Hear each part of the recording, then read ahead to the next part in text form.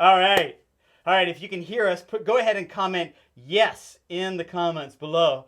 This is Kyle McMurray from Grow Now Marketing with Jeff Lair from Engage Marketing. super special guest that we were bringing back again. He was back here when was that? April? I don't know. A couple months ago. Couple months, whatever. People loved it, so we're bringing him back. And today he's going to be talking about how a 1,000-year-old fairy tale can actually help you double the sales of your business. And you can do that starting today if you pay really close attention. So for those of you who don't know, my name's Kyle McMurray, and I'm the CEO of Grow Now Marketing, where we help getting customers in the door predictably, reliably. And so business can actually track their marketing and know how much they're spending and how much they're getting back for that spend. And we've also got Jeff here from Engage Marketing, and he's going to tell you what he does. Well, funnily enough, I do some of the same things. Also creating predictable sales. I don't know. We're all friends here, not competitors. But the market is big enough. There are a lot of people who need to grow, so that's not the problem. And wait, Jeff has a mission that he'd love to talk to you about, and that is, what's your mission? Mission to double the size of 10,000 businesses. So this is part of the partnership that I have with Digital Marketer, where we're really focused on doubling the size of businesses. Why we put it in the title, that it's not just, it's one of my passions actually, and I know that this is something you think about too, is it's not just going out and doing marketing for the sake of doing marketing, but really going out and doing marketing to double a business, to grow a business, to get people to that next level. So I'm on a mission to get to 10,000 businesses doubled by the end of next year with all of the other partners. And if you're watching this and you want your business doubled, be happy. Both of us, we can sit down, talk with you, figure out how you can get there. And today we're going to put you on the first step, because what Jeff's about to talk about is probably the most important first step, right? Maybe. Well, I think so. The first step? So it is absolutely the first step, right? Because you cannot sell to anybody if they don't know what it is you're selling. If they can't connect with you and they can't connect with what you're trying to sell to them and the transformation that you're trying to offer them, right? They'll never buy from you. And that transformation is the key part, right? Because nobody has ever bought a product ever. They've never bought a service ever. All anybody ever buys is transformation. So you have to be really clear on that transformation that you're offering. The marketing, all the rest of it comes after that. But we're always trying to figure out how can we communicate the transformation. And I have a way to do that. So that's what we're going to talk about today. And this is why I think Jeff is saying this, is because if you don't have this, it's kind of like building a house, the Three Little Pigs. You're building a house without any foundation, right? It's built out of straw. You're just a bunch of shiny tactics you hear about, and then you decide, I'm going to do all this stuff. But if you don't have this messaging, and you don't understand that that's what people really do buy. They don't buy your widget. They buy what the widget will do, the person that it will make them, right? And this is pervasive, right? This goes to T-shirts. Everything. Even something as simple as a T-shirt. Everything. They're still buying transformation. He's going to prove it to you. Oh, no. Yeah. You just raised the bar on that one. Yeah. Okay. Well, at least I'm going to explain it to you. I'll try and prove it. All you have to do is look at any marketing campaign that works. I'm going to give you the framework here, right? And then you're going to go out and you're going to watch marketing campaigns that work, marketing campaigns that land. You're going to look at your favorite advertisement, and you will be able to see this structure in the campaign, and you will see how well it works, okay? And I think he's also going to ruin movies for you forever. But that's for free. So we don't charge extra for that, right? Yeah. But we do ruin movies free forever, because here's why. So, what do they call them? Trigger warnings, right? It's a trigger warning, right? Yeah, that's right. Because right, what's going to happen, right, is you're going to understand how movies are structured. And so now, the next time you see a movie, you're going to take it apart. And you're going to say, well, that hero transformation doesn't seem very authentic to me, right? And your spouse is going to hate you for it. So, you can thank me later. All right, now, and before you get started, I want to say one thing, that there is actually a book out there called Save the Cat. Do you know this one? No. So Save the Cat, it talks about a software they use, the formula he's going to show you.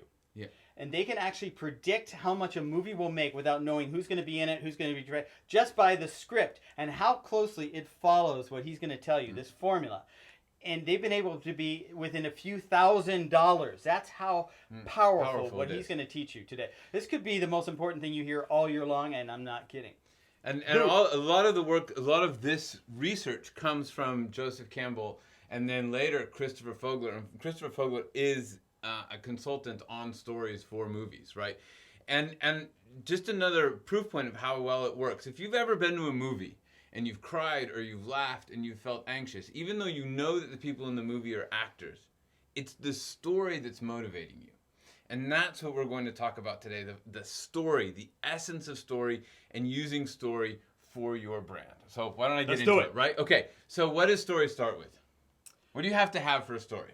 A person, a A character. person, a character. So all stories start with a character, right? That's at the beginning of every single story. You have to have a character because this is what the audience has to relate to. This is how we see ourselves in the story and become engaged with the transformation. Now, is this character happy in every way? No. Right. It's always got to be something missing because if the character's happy in every way, there's no opportunity for transformation. So I love to use the example of Cinderella. Now, sometimes I use Star Wars or The Matrix, but then I come across all these people who've never seen Star Wars or The Matrix. Is that possible? It blows my mind, right? But but Cinderella, everybody's seen, and you know what? It doesn't matter because Cinderella, Star Wars, Wizard of Oz, The Matrix are all exactly the same story. So we'll start with Cinderella. Character, who's the character in Cinderella? Cinderella. Right? Pretty easy. And what's missing in her life? There's something missing in her life. A life, right? A life outside. Yeah. So she needs to grow up. She needs to get out of that constrained life that she's in, right? And live her life as a woman, really, right? Like she has to grow up and transform from a child to an adult, right? Which is the same thing in Star Wars, the same thing with Neo, is that personal transformation.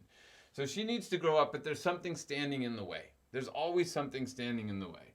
What's standing in the way of Cinderella? Her sisters. Her stepmom. Her stepmom. So there's a villain, or I actually like the way Christopher Fogler talks about it. It's like a shadow. There's a shadow over her that's keeping her there, and there's a shadow over these characters that they just can't get beyond. And right? if you think a lot of times when Disney has a character like that, a lot of times you first see them with their shadow shows the up. shadow before they shows do. up first, right? And it's Right. this idea of the shadow because it's unknown, it's scary, it's out there, it's holding us in place. So this is the situation that the character is in, and then somebody appears, right? In Cinderella, it's the Prince. no, actually, it's the fairy godmother. Oh, you're right. It's a fairy godmother. I've actually given this before, so I remember. I remember. This is my how long has it been since you watched Cinderella, right? So there's a mentor who appears, right? And in Cinderella, it's the fairy godmother. But it can be any mentor. If you think of Star Wars, it's Obi-Wan Kenobi, right? If you think of the Matrix, Neo, it's that guy. I can't remember his name. Morpheus. Morpheus shows up, right? There's always a mentor, and that mentor has some sort of credibility. Like we know that the fairy godmother is magic because she comes in, she's got sparkles and she floats And she has just a magic shows up wand, out of nowhere. Shows up out of nowhere, right? That's Morpheus is cool, comes from the telephone, right? Yeah. I mean, there are all these ways that we know that they're legitimate mentors, and then they offer magical tools or a solution. Okay, so what does the fairy godmother offer? You remember? Shoes. No, shoes No. are part of it. They're part of It's it. the whole getup. It's the whole getup. The pumpkin, the horseman, the dress. The dress is big. The dress, the pumpkin turns into a carriage. The mice turn into horses, right?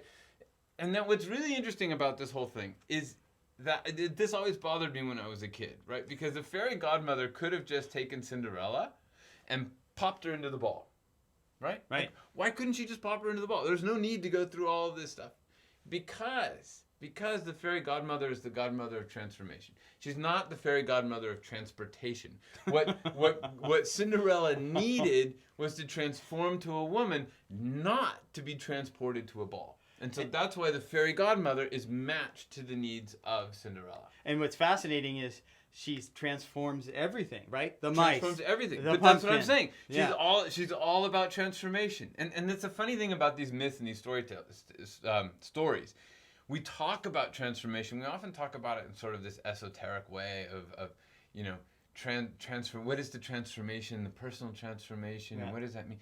In the fairy tales, it's just right in your face. You know, Cinderella needs transformation, and this is the fairy godmother of transformation. Boom, there it is, right?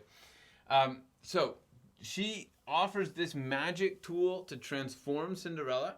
She calls Cinderella to action, so there's a call to action, right? And then there's a thing called the stakes, so that she calls Cinderella to action so that she can get the reward and be transformed.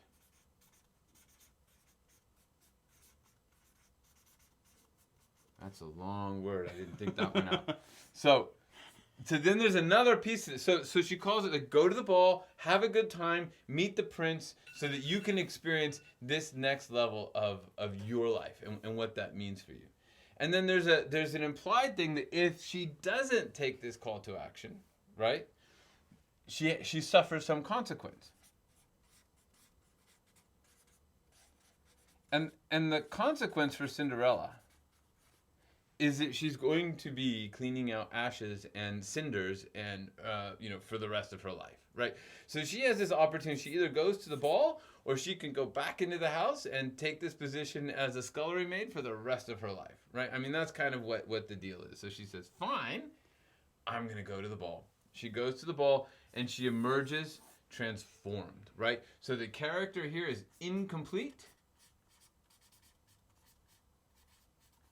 Goes around the story and emerges transformed and complete. Now, what does this have to do with business, right? Kyle's saying, can you please get to the business part? Yeah, here it is. Okay.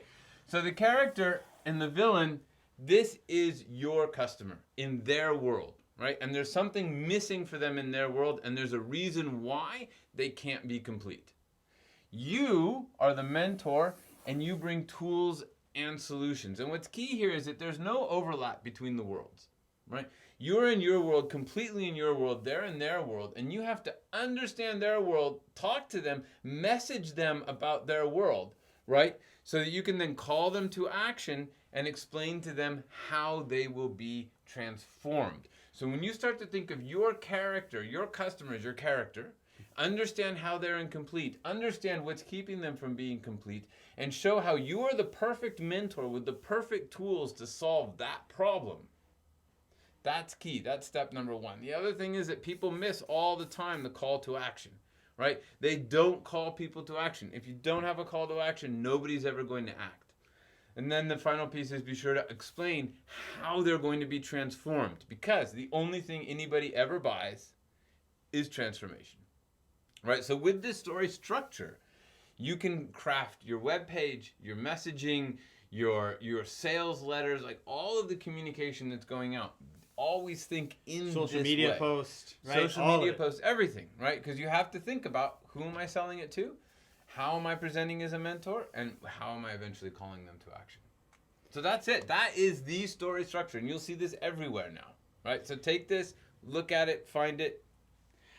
And this is one of the problems with a lot of websites that I see, I'm sure that you see, is that we've got it backwards. You know, a lot of business owners, when they go to the website, you know, sometimes there'll be a building. Yeah. There'll be a building of that person's we building. talked about that last right? time. Yeah. Buildings are the worst. So you're web basically pages. saying, I'm the character. Right. I'm the character. But you know what? You're not. And this is why so many people mess up with line. And this makes sense. Have you ever been to a party and somebody asks you what you do, and you start going on and on about how great you are, and you notice that they're starting to yawn, look around, they're like, Right. I'll be right back, right? They're like, I'm out of Well, here. that's- Because they're bored. They want to know what you can do for them. And we all do this, but when we put on our business hat, we switch and we go, That's I'm it. the character, and you're not. If your website has you as a character, you need to change it today.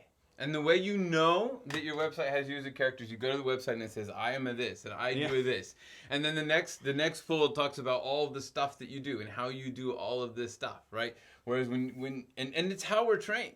Right. It's how we're taught in school. How do you convince somebody that you're good at what you do? You talk about all of your qualifications. You talk about all of your history. You talk about all of the stuff that you've done.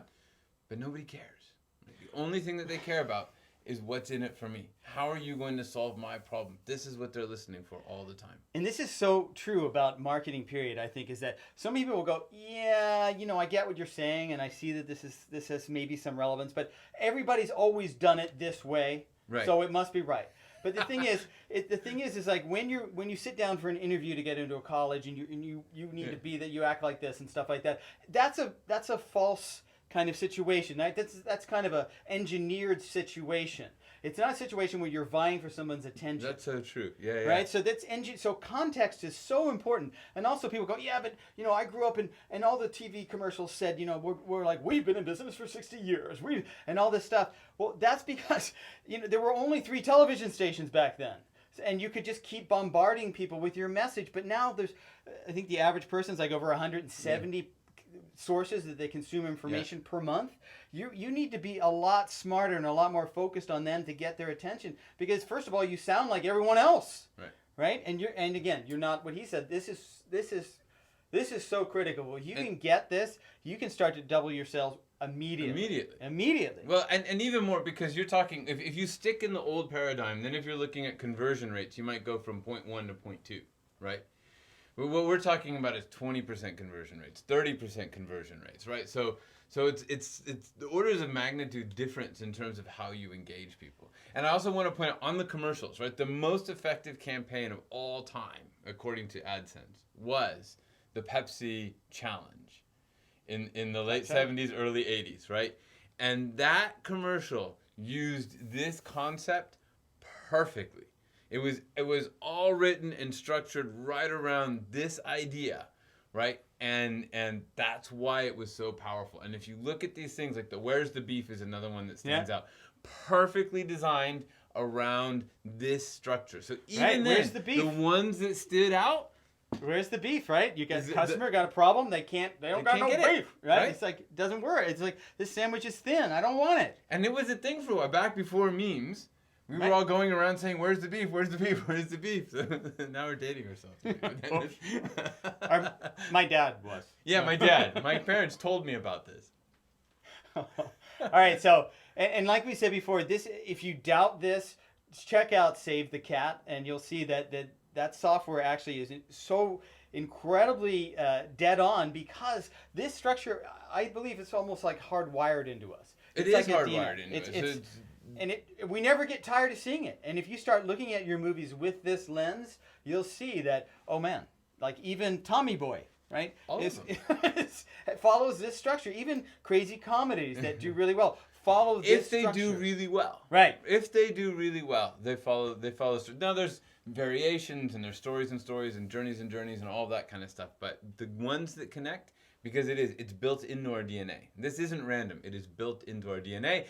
And I can talk more about that another time, but there's a lot of evidence about that. So, all right, we're gonna get scientific on you soon. Absolutely. But so this is Kyle McMurray from Grow Now Marketing. You find me at grownowadvertising.com. For some reason, that site's still there. So grownowadvertising.com, and you can find Jeff. EngageStoryMarketing.com.